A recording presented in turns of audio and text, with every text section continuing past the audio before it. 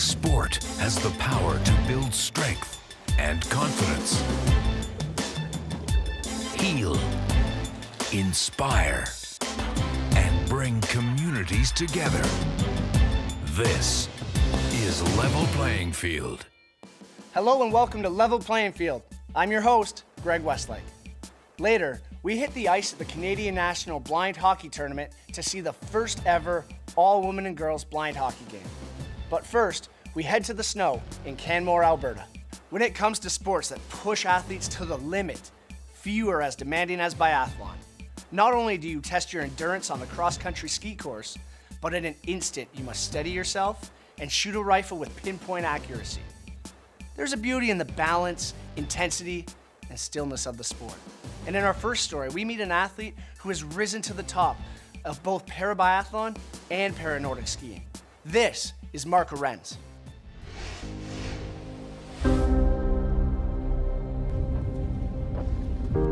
Amidst the frozen rivers, snow-capped mountains, and blanketed trails in Canmore, Alberta, one can find serenity in the picturesque wilderness. But for some, the idyllic backdrop is irrelevant, as they focus on more important things.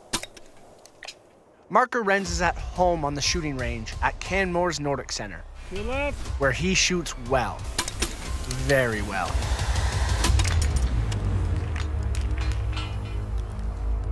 For me, one of the most peaceful moments is when everything comes together on that range. If everything's on, there's that really beautiful place between the conscious and the subconscious that I almost strive to get to. I love that element, that meditative space. Mark, right 4, down 3. Right 4, down 3. Ever since I had my accident when I was 7 years old, sport has kind of been a therapeutic element for me. In its most basic form, it allowed me to show my abilities rather than my disability. His ability on the range is evident, and his shooting coach, John Jacques, knows that Mark never takes a day off. Mark, you're good, but you could do another paper if you want. Probably the most committed athlete I've ever had the pleasure to work with. His success came from work, and he works hard, and he's a true competitor. He's not content just to win a para race. He feels just as excited about competing in able-bodied and being competitive there. Team Canada head coach Robin McKeever has witnessed the evolution of Mark and his competitive spirit in biathlon and Nordic skiing. Pushing to the side. Okay, let's see it. Well, he's gone through all the stages in a lot of ways. From when we first met him was, new and green and a sponge, collecting all the information he could, and was really, just a neat kid at that time. Had all these dreams and aspirations, and then it was about creating a monster, let's say, because high performance sport is really about creating everything into one package. You have to be, a killer on the race course.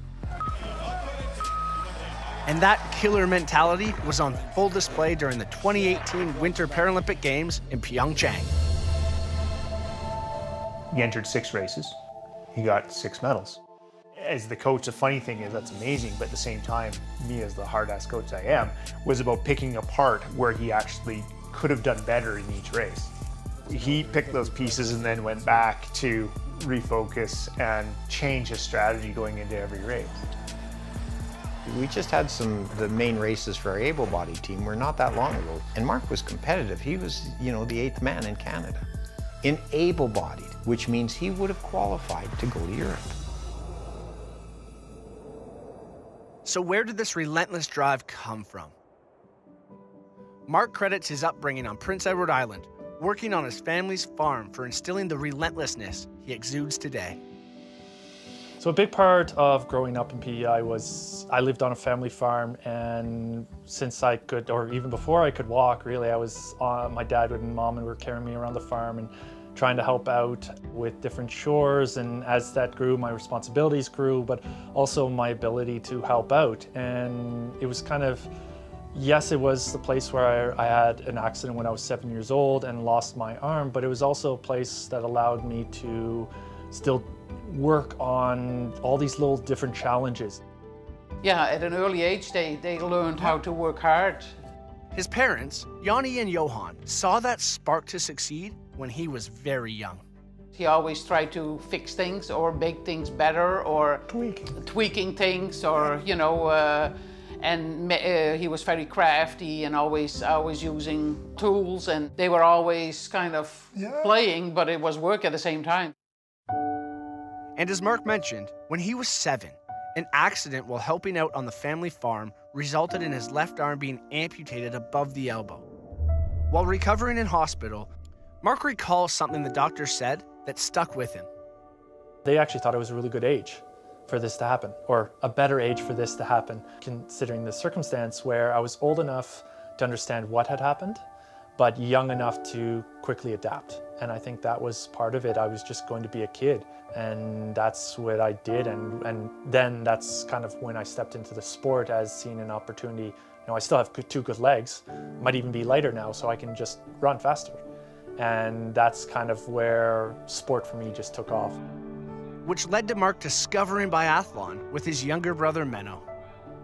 I turned of age at 12, and that's when you can start doing biathlon with cadets. So one of the girls actually that was in my jackrabbit group, her father was a cadet coach. So as soon as I turned 12, I started shooting with them, and well, it only took about 3 weeks until he had Mark convinced to try it. And the rest is history. I mean, from that, we competed in our first provincials together, not 2 or 3 weeks after that. We took the steps that made us one of the best on the island, and then, you know, one of the best in the region, and finally one of the better teams nationally in the cadet world. That success between brothers eventually led Mark to getting an invitation to participate in a few races in BC and Alberta. The coach came up to me, he's like, "Can you miss 3 weeks of school?" And I'm like, "I think so." He's like, "Good, you're coming to World Cup." And 3 weeks later, I was on World Cup for the first time, and I was still 16. I hadn't even turned 17 yet. And, you know, having that experience then, and then building towards Vancouver. Vancouver was still the goal that everyone was talking about. Mark's meteoric rise in Nordic and biathlon continued with him competing on home soil at the 2010 Vancouver Paralympics. And though he did not achieve his goals at those games, Mark was just getting started. My Paralympic journey, I feel for me, started after Vancouver. It was flying home from Vancouver that I'm like, that was a very different level. That is what the best in the world are getting ready for, and I want to be one of those guys.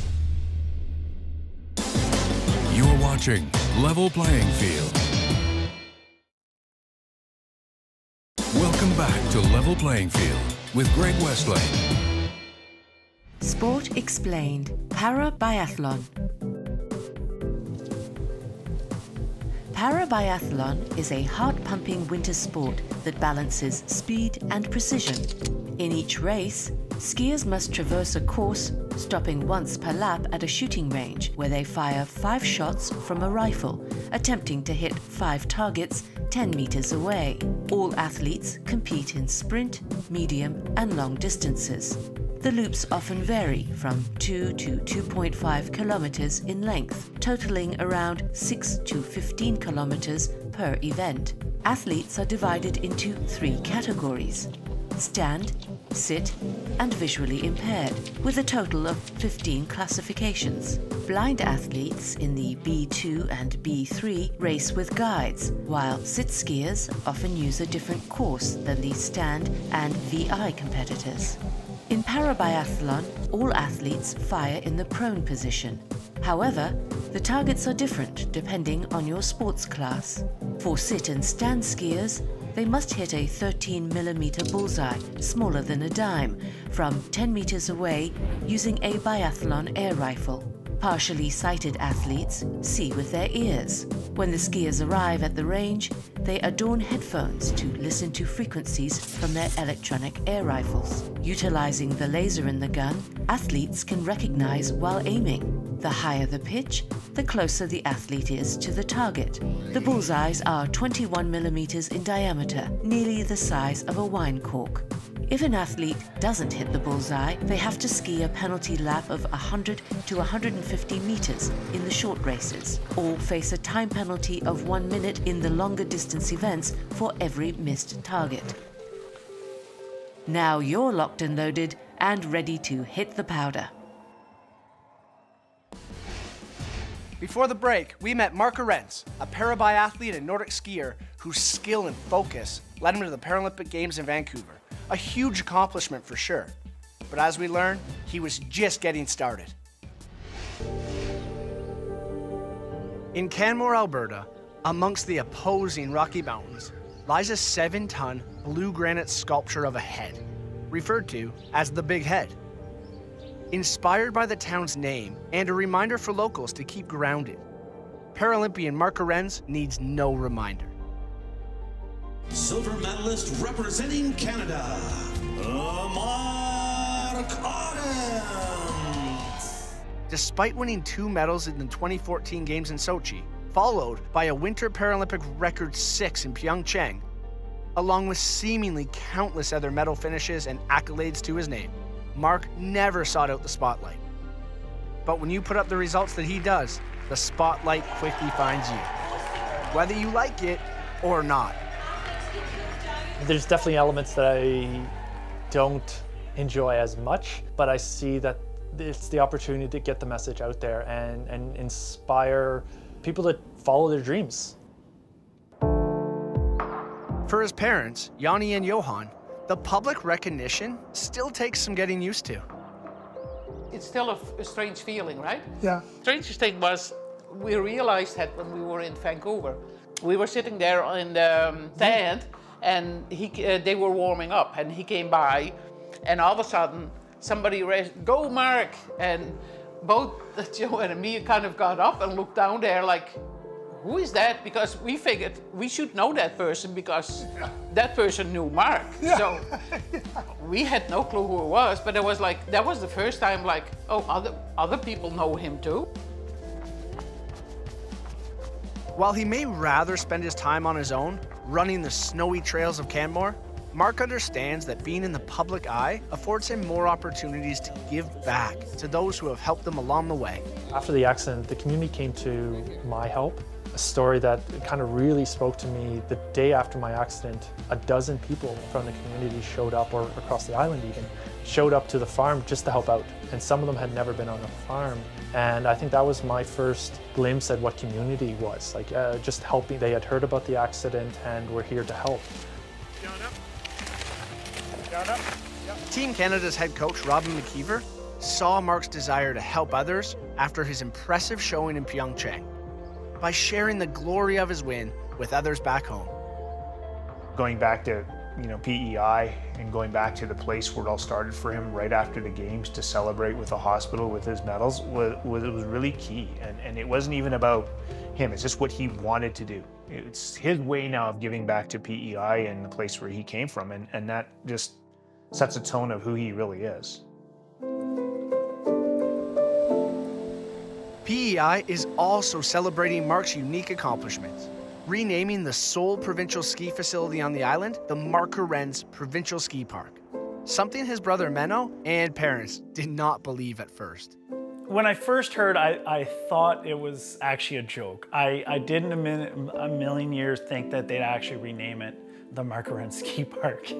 We live pretty close to the park, so every time we step in a car and go somewhere, we see the sign because it's all around us. And yeah, it's still strange. Yeah, it really is. The first time I saw it, I backed the car up. I said, what did I just see? And I backed the car up, and yes, there it was. I said, holy smokes. It's been an amazing honor, and I think for me, it allows me to even elevate the legacy that that venue has given me. I was able to have that opportunity to try biathlon, fall in love with it, and develop my skill and start my journey there on those on that range, on those trails. Now I get to share that with the rest of the world, but also that legacy piece of this might inspire the next generation of the best of Canada, but also of PEI. While honors like these are usually reserved for those whose sport careers are over, Mark isn't thinking about hanging up the skis anytime soon. For me, I don't know if there's a next step. I want to evolve. There is still more in my skiing. There's more out of my shooting, and it's pushing myself to get that little bit more. And now maybe it's not 0.7 of a second, maybe it's 0.1 of a second that I'm still working to improve. And in a way, I'm curious to see what is next, what is more.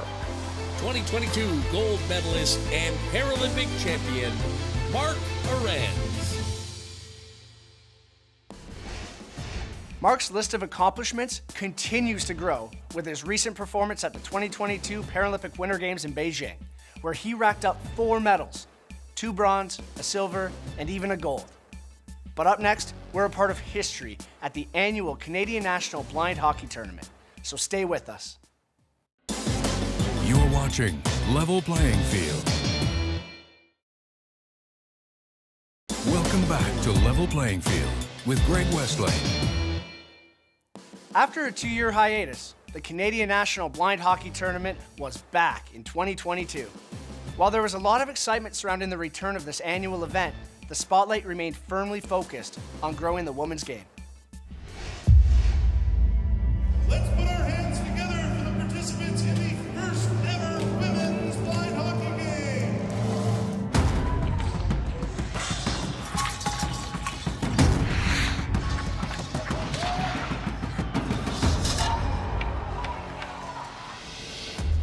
An electricity is in the air as the inaugural in-person girls and women's blind hockey summit gets underway at the Mattamy Centre in Toronto. We couldn't think of a better group of ambassadors to speak on women's blind hockey. So thank you all very much. For players like Carrie Anton, who have been playing since the early years of the tournament, this is a dream come true.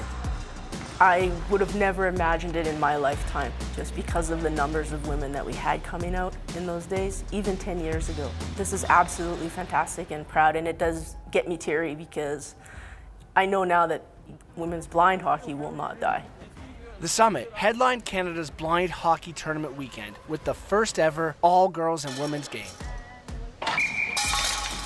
Executive Director Matt Morrow feels this is a great step in growing the women's side of the sport. While many of our female players are comfortable playing in the co-ed setting, there are many others who maybe want to participate in women's only blind hockey. And so what we really hope is that everybody at this weekend has such a great time, spreads the word, promotes it, and that next year we actually recruit enough girls and women that they can actually have their own women's only division at the national tournament. The jam-packed summit kicked off with a tour of the Hockey Hall of Fame. I just love hockey, and so I was watching all of the Olympic gear and all the different helmets, and then we got to go up and touch the Stanley Cup. Like, holy cow, just amazing, and we could feel it and touch it. So proud to be Canadian, and so proud to know that we're part of hockey history.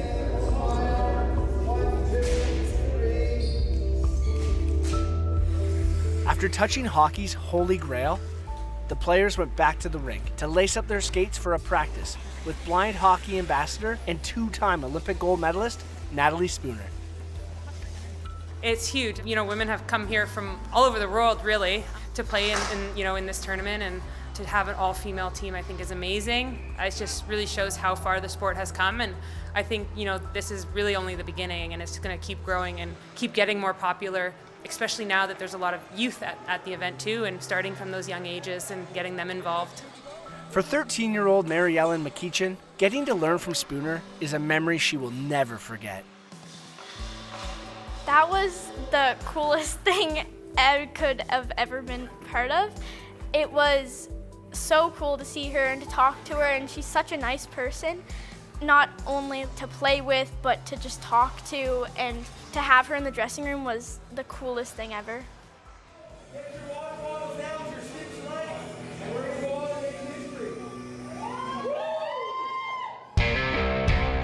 With that great experience behind them, the players were ready to put on a good show and make history as they opened the tournament with the first ever women's blind hockey game on the next day. With nearly 30 women, the spirits were high as the puck was dropped, culminating in a moment years in the making. There was a bit of nerves. We had some rock and roll music playing, but no one was dancing, right? So everyone was a bit jitters, but exciting. You know, we talked before, we talked like in the dressing room before.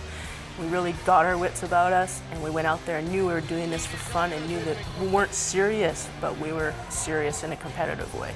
The game and summit showed a glimpse of what's possible for the women's sport. Organizer and longtime participant Laura Mark knows the success of the weekend is a great opportunity to introduce more women to the world of blind hockey and grow the game she loves. I grew up playing sighted hockey as a visually impaired individual on female-only teams. I was fortunate to have those opportunities, that team, that family, that community, and I want to be able to provide that to other girls who maybe don't think it's possible or don't know that it's out there. I want to give that role model and support to them and show them that they can, and it doesn't matter whether you have a disability or not, it doesn't matter your gender. Hockey is for everyone. For me, it was a fantastic experience. This ice is beautiful, the facilities is beautiful, but being on the ice with my sisters, just dream come true. 1, 2, 3, hey!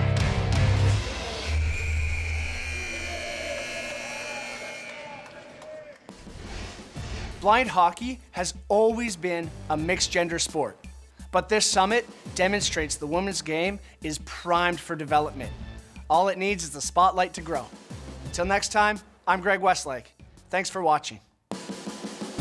Host Greg Westlake, producer Ted Cooper, associate producer Alexander Smythe, director of photography Matthew McGurk, videographers Patrick Kelly, Manuel Grados Andrade, Jeff Eager, senior editor Manuel Grados Andrade, media accessibility specialist Ron Rickford, senior producer Michelle Dudas, president and CEO David Arrington, copyright 2022, Accessible Media Inc.